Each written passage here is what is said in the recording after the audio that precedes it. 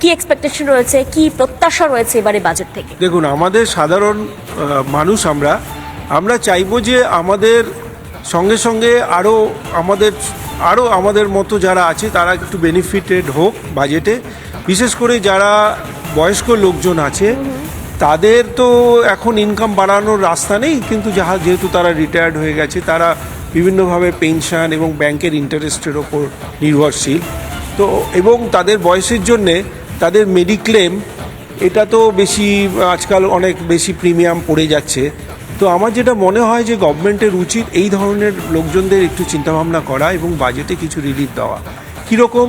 Mediclaim ইন্স্যুরেন্সের প্রিমিয়ামের ওপর যাতে জিএসটি সরিয়ে দেওয়া হয় এবং এলআইসির যে আছে স্কিমগুলো, বিভিন্ন লাইফ ইন্স্যুরেন্স, ওর প্রিমিয়ামের ওপর জিএসটি সরিয়ে দিলে আমার মনে হয় এই ধরনের লোকগুলোর বিশেষ সুবিধা হবে। এছাড়া সাধারণ যেমন আরও অনেক লোকজন আছে যারা ইয়াং ছেলেমেয়ে কলেজ থেকে বেরোচ্ছে, বিভিন্ন ইউনিভার্সিটি থেকে বেরোচ্ছে, তাদের যদি জব ক্রিয়েশন হয় এই বাজেটে, তাহলে আমরা বিশেষভাবে আমাদের সোসাইটির ওপর আমরা একটা বলতে পারি যে হ্যাঁ, এটা বিশেষ কাজ হয়েছে ইন জেনারেল সবাই।